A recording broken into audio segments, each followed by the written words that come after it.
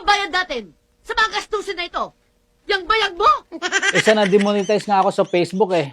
Dahil sa pagsali ko dun sa isang content creator na may pa-premyo sa Pajikas. Kailangan ko ba naman na di rin pala ako makakasali.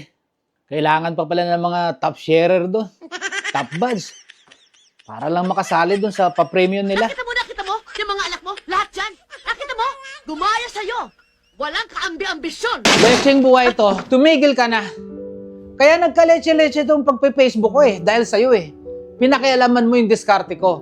Gusto ko magsimula ako dito kung paano yung tamang proseso para mag-grow. Pero anong ginawa mo?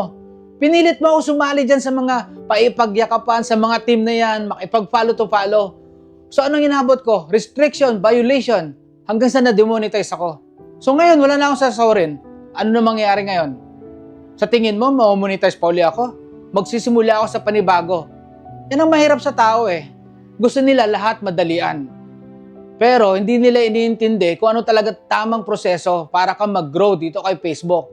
Yun ang nakakalimutan nila.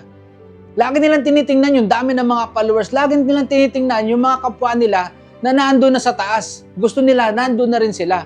Hindi naman ganun kadali yun eh. Lahat naman nanggagaling sa baba, papunta sa taas sa tamang proseso.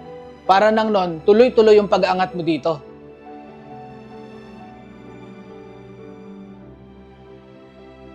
Ngayon, ano? Nga.